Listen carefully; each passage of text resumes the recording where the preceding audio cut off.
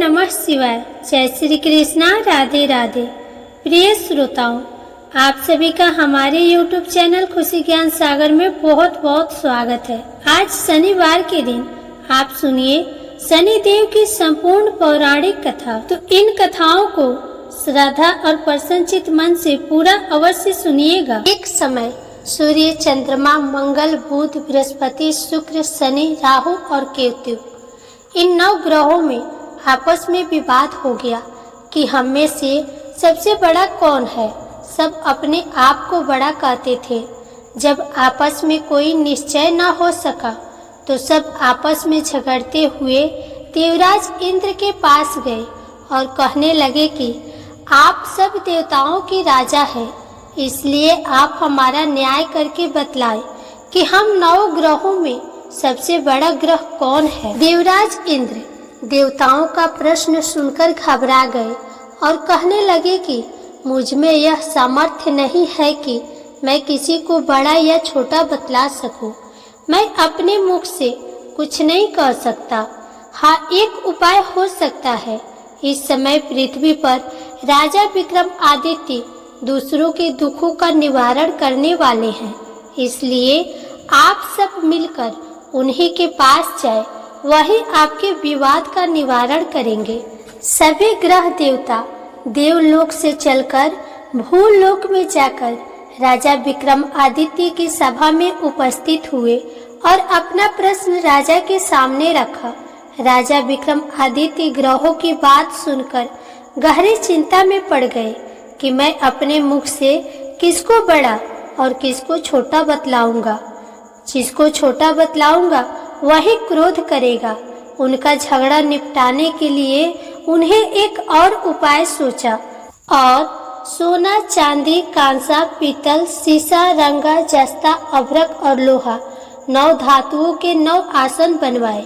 सब आसनों को क्रम से जैसे सोना सबसे पहले और लोहा सबसे पीछे बिछाया गया। इसके पश्चात राजा ने सब ग्रहों से कहा कि आप सब अपना अपना आसन ग्रहण करें। जिसका आसन सबसे आगे वह सबसे बड़ा और जिसका आसन सबसे पीछे वह सबसे छोटा जानिए। क्योंकि लोहा सबसे पीछे था और वह शनिदेव का आसन था, इसलिए शनिदेव ने समझ लिया कि राजा ने मुझको सबसे छोटा बना दिया है। इस निर्णय पर शनिदेव को बहुत क्रोध आया। उन्होंने कहा कि राजा, तू मेरे पराक्रम को नहीं जानता। सूर्य एक राशि पर 1 महीना, चंद्रमा 2.25 महीना 2 दिन, मंगल 1.5 महीना, बृहस्पति 13 महीने, बुध और शुक्र 1 महीने विचरण करते हैं। परंतु मैं एक राशि पर 2.5 वर्ष से लेकर 7.5 वर्ष तक रहता हूँ। बड़े बड़े देवताओं को भी मैंने भीषण दुख दिया है। राजन सुनो, श्री रामचंद्र जी को 7.5 आई और उन्हें वनवास हो गया। रावण पर आई तो राम ने वानरों की सेना लेकर लंका पर चढ़ाई कर दी और रावण के कुल का नाश कर दिया। हे राजन, अब तुम सावधान रहना। राजा विक्रमादित्य ने कहा, जो कुछ भाग्य में होगा देखा जाएगा। इसके बाद अन्य ग्रह तो प्रसन्नता के साथ अपने अपने स्थान पर चले गए, परंतु शनिदेव क्रोध के साथ वहां से सिधारे। कुछ काल व्यतीत होने पर जब राजा विक्रमादित्य को 7.5 की दशा आई तो शनिदेव घोड़ों का सौदागर बनकर अनेक सुंदर घोड़ों के सहित राजा विक्रमादित्य की राजधानी में आए। जब राजा ने घोड़ों के सौदागर के आने की खबर सुनी तो अपने अश्वपाल को अच्छे अच्छे घोड़े खरीदने की आज्ञा दी। अश्वपाल ऐसी अच्छी नस्ल के घोड़े देखकर और उनका मूल्य सुनकर चकित हो गया और तुरंत ही राजा को खबर दी। राजा विक्रमादित्य उन घोड़ों को देखकर और एक अच्छा सा घोड़ा चुनकर सवारी के लिए उस पर चढ़े। राजा के पीठ पर चढ़ते ही घोड़ा तेजी से भागा। घोड़ा बहुत दूर एक घने जंगल में जाकर राजा को छोड़कर अंतर्ध्यान हो गया। इसके बाद राजा विक्रमादित्य अकेला जंगल में भटकता फिरता रहा।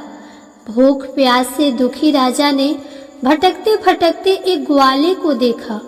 ग्वाले ने राजा को प्यास से व्याकुल देखकर पानी पिलाया। राजा की अंगुली में एक अंगूठी थी। वह अंगूठी उसने निकालकर प्रसन्नता के साथ ग्वाले को दे दी और स्वयं शहर की ओर चल दिया। राजा शहर में पहुंचकर एक सेठ की दुकान पर जाकर बैठ गया और अपने आप को उज्जैन का रहने वाला तथा अपना नाम वीका बतलाया। सेठ ने उसको एक कुलीन मनुष्य समझकर जल आदि पिलाया। भाग्यवश उस दिन सेठ की दुकान पर बहुत अधिक बिक्री हुई। तब सेठ उसको भाग्यवान पुरुष समझकर भोजन कराने के लिए अपने साथ अपने घर ले गया। भोजन करते समय राजा विक्रमादित्य ने एक आश्चर्यजनक घटना देखी। जिस खूंटी पर हार लटक रहा था वह खूंटी उसी हार को निगल रही थी। भोजन के पश्चात जब सेठ कमरे में आया तो उसे कमरे में हार नहीं मिला। उसने यही निश्चय किया कि सिवाय वीका के और कोई इस कमरे में नहीं आया, अतः अवश्य ही उसी ने हार चोरी किया है। परंतु वीका ने हार लेने से इनकार कर दिया। इस पर 5-7 आदमी उसको पकड़कर नगर फौजदार के पास ले गए। फौजदार ने उसको राजा के सामने उपस्थित कर दिया और कहा कि यह आदमी भला प्रतीत होता है, चोर मालूम नहीं होता, परंतु सेठ का कहना है कि इसके सिवाय और कोई घर में नहीं आया था, इसलिए अवश्य ही इसी ने चोरी की है। राजा ने आज्ञा दी कि इसके हाथ पैर कटवाकर चौरंगिया किया जाए। राजा की आज्ञा का तुरंत पालन किया गया और वीका के हाथ पैर काट दिए गए। कुछ काल व्यतीत होने पर एक तेली उसको अपने घर ले गया और उसको कोल्हू पर बिठा दिया। वीका उस पर बैठा हुआ अपनी जबान से बैल हाँकता रहा। इस काल में राजा की शनि की दशा समाप्त हो गई। वर्षा ऋतु के समय वह मल्हार राग गाने लगा। यह राग सुनकर उस शहर की राजा की कन्या मन भवानी उस राग पर मोहित हो गई। राजकन्या ने राग गाने वाले की खबर लाने के लिए अपनी दासी को भेजा। दासी सारे शहर में घूमती रही। जब वह तेली के घर के निकट से निकली तब क्या देखती है कि तेली के घर में चौरंगिया राग गा रहा है। दासी ने लौटकर राजकुमारी को सब वृतांत सुना दिया। बस उसी क्षण राजकुमारी मन भवानी ने अपने मन में यह प्रण कर लिया कि चाहे कुछ भी हो, मैंने इस चौरंगिया के साथ ही विवाह करना है। प्रातः काल होते ही जब दासी ने राजकुमारी मन भवानी को जगाना चाहा तो राजकुमारी अनशन व्रत लेकर पड़ी रही। दासी ने रानी के पास जाकर राजकुमारी के न उठने का वृतांत कहा। रानी ने वहां आकर राजकुमारी को जगाया और उसके दुख का कारण पूछा। राजकुमारी ने कहा कि माताजी, मैंने यह प्रण कर लिया है कि तेली के घर में जो चौरंगिया है मैं उसी के साथ विवाह करूंगी। माता ने कहा, पगली, तू यह क्या कह रही है? तुझे किसी देश के राजा के साथ परिणाया जाएगा। कन्या कहने लगी कि माताजी, मैं अपना प्रण कभी नहीं तोड़ूंगी। माता ने चिंतित होकर यह बात महाराज को बताई। महाराज ने भी आकर उसे समझाया कि मैं अभी देश देशांतर में अपने दूत भेजकर सुयोग्य रूपवान एवं बड़े बड़े गुणी राजकुमार के साथ तुम्हारा विवाह करूंगा। ऐसी बात तुम्हें कभी नहीं विचारनी चाहिए। परंतु राजकुमारी ने कहा, पिताजी, मैं अपने प्रण त्याग दूंगी, परंतु किसी दूसरे से विवाह नहीं करूंगी। यह सुनकर राजा ने क्रोध से कहा, यदि तेरे भाग्य में ऐसा ही लिखा है तो जैसी तेरी इच्छा हो वैसा ही कर। राजा ने तेली को बुलाकर कहा कि तेरे घर में जो चौरंगिया है उसके साथ मैं अपनी कन्या का विवाह करना चाहता हूँ। तेली ने कहा, महाराज, यह कैसे हो सकता है? कहाँ आप हमारे राजा और कहाँ मैं एक नीच तेली। राजा ने कहा कि भाग्य के लिखे को कोई टाल नहीं सकता। अपने घर जाकर विवाह की तैयारी करो। राजा ने सारी तैयारी कर तोरण और वंदरवार लगवाकर राजकुमारी का विवाह चौरंगिया के साथ कर दिया। रात्रि को जब विक्रमादित्य और राजकुमारी महल में सोए तो आधी रात के समय शनिदेव ने विक्रमादित्य को स्वप्न दिया और कहा कि राजा, कहो, मुझको छोटा बतलाकर तुमने कितना दुख उठाया। राजा ने शनिदेव से क्षमा मांगी। शनिदेव महाराज ने राजा को क्षमा कर दिया और प्रसन्न होकर विक्रमादित्य को हाथ पैर दिए। तब राजा विक्रमादित्य ने शनिदेव से प्रार्थना की, महाराज, मेरी प्रार्थना स्वीकार करें। जैसा दुख आपने मुझे दिया है ऐसा और किसी को न दे। शनिदेव ने कहा, तुम्हारी यह प्रार्थना स्वीकार है। जो मनुष्य मेरी कथा सुनेगा या कहेगा उसको मेरी दशा में कभी किसी प्रकार का दुख नहीं होगा, और जो नित्य ही मेरा ध्यान करेगा या चींटियों को आटा डालेगा उसके सब मनोरथ पूर्ण होंगे। इतना कहकर शनिदेव अपने धाम को चले गए। जब राजकुमारी मन भवानी की आंखें खुली और उसने चौरंगिया को हाथ पांव सहित देखा तो आश्चर्यचकित हो गए। उसको देखकर राजा विक्रमादित्य ने अपना समस्त हाल कहा कि मैं उज्जैन का राजा विक्रमादित्य हूँ। यह घटना सुनकर राजकुमारी अत्यंत प्रसन्न हुई। प्रातःकाल राजकुमारी से उसकी सखियों ने पिछली रात की हाल चाल पूछा तो उसने अपने पति का समस्त वृतांत कह सुनाया। तब सबने प्रसन्नता प्रकट की और कहा कि ईश्वर ने आपकी मनोकामना पूर्ण कर दी। जब उस सेठ ने यह घटना सुनी तो वह राजा विक्रमादित्य के पास आया और उनके पैरों पर गिरकर क्षमा मांगने लगा कि आप पर मैंने चोरी का झूठा दोष लगाया। आप मुझे जो चाहे दंड दे। राजा ने कहा, मुझ पर शनिदेव का कोप था, इसी कारण यह सब दुख मुझको प्राप्त हुआ। इसमें तुम्हारा कोई दोष नहीं। तुम अपने घर जाकर अपना कार्य करो, तुम्हारा कोई अपराध नहीं। सेठ बोला, महाराज, मुझे तभी शांति मिलेगी जब आप मेरे घर चलकर प्रीतिपूर्वक भोजन करेंगे। राजा ने कहा, जैसी आपकी इच्छा हो वैसा ही करे। सेठ ने अपने घर जाकर अनेक प्रकार के सुंदर व्यंजन बनवाए और राजा विक्रमादित्य को प्रीति भोज दिया। जिस समय राजा भोजन कर रहे थे एक अत्यंत आश्चर्यजनक घटना सबको दिखाई दी। जो खूंटी पहले हार निगल गई थी अब वह हार उगल रही थी। जब भोजन समाप्त हो गया तो सेठ ने हाथ जोड़कर बहुत सी मोहरे राजा को भेंट की और कहा, मेरी श्री कौरी नामक एक कन्या है, उसका आप पाणी ग्रहण करें। राजा विक्रमादित्य ने उसकी प्रार्थना स्वीकार कर ली। तब सेठ ने अपनी कन्या का विवाह राजा के साथ कर दिया और बहुत सा दान दहेज आदि दिया। कुछ दिन तक उस राज्य में निवास करने के पश्चात राजा विक्रमादित्य ने अपने ससुर राजा से कहा कि अब मेरी उज्जैन जाने की इच्छा है। कुछ दिन बाद विदा लेकर राजकुमारी मन भवानी, सेठ की कन्या श्री कौरी तथा दोनों जगह दहेज में प्राप्त अनेक दास दासी, रथ और पालकियों सहित राजा विक्रमादित्य उज्जैन की तरफ चले। जब वे शहर के निकट पहुँचे और पूर्ववासियों ने राजा के आने का संवाद सुना तो उज्जैन की समस्त प्रजा अगवाने के लिए आई। प्रसन्नता से राजा अपने महल में पधारे। सारे नगर में भारी उत्सव मनाया गया और रात्रि को दीपमाला की गई।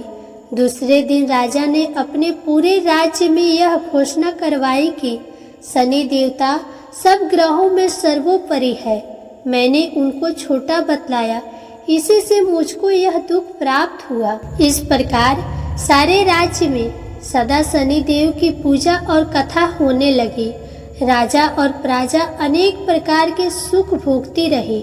जो कोई शनिदेव की इस कथा को पढ़ता है या सुनता है, शनिदेव की कृपा से उसके सब दुख दूर हो जाते हैं। व्रत के दिन शनिदेव की कथा को अवश्य पढ़ना चाहिए। जय शनिदेव महाराज। अब आइए सुने शनिदेव महाराज की दूसरी पौराणिक कथा। एक ब्राह्मण को सपने में नीली घोड़ी पर नीले कपड़े पहने एक आदमी दिखाई देता और कहता है, हे ब्राह्मण देवता, मैं तेरे लगूंगा। ब्राह्मण घबराकर उठ गया। अगले दिन यही सपना उसे फिर से आता है। ये सपना उसे रोज आने लगा। वह परेशान हो गया और चिंता के मारे दुबला होने लगा। उसकी पत्नी ने कारण पूछा तो उसने सपने के बारे में बताया। ब्राह्मणी बोली, वे अवश्य ही शनि महाराज होंगे। अब की बार दिखे तो कहना, लग जाओ, पर सवा पहर से ज्यादा मत लगना। उस दिन सपना आने पर ब्राह्मण ने कहा, लग जाओ, पर कितने समय के लिए लगोगे? तब शनि जी बोले, 7.5 वर्ष का लगूंगा। ब्राह्मण ने कहा, क्षमा करे शनि जी, इतना भारी तो मुझसे झेला नहीं जाएगा। तब शनि जी बोले, तो 5 वर्ष का लग जाऊंगा। ब्राह्मण बोला, ये भी मेरे लिए ज्यादा है। शनि जी बोले, 2.5 साल का लग जाऊंगा। ब्राह्मण ने मना किया तो शनि जी कहने लगे, सवा पहर का तो लगूंगा ही, इतना तो कोढ़ी कलंकी भिखारी के भी लग जाता हूँ। तब ब्राह्मण ने कहा, ठीक है। ब्राह्मण को सवा पहर की शनि की दशा लग गई। ब्राह्मण ने नींद से जागकर ब्राह्मणी से कहा, मेरे सवा पहर शनि की दशा लग गई है, इसीलिए मैं जंगल में जाकर यह समय बिताऊंगा। मेरे लिए खाने पीने का सामान बांध दो। मेरे पीछे से किसी से लड़ाई झगड़ा ना हो, इसका ध्यान रखना। ज्यादातर घर में ही रहना, बच्चों का भी ध्यान रखना।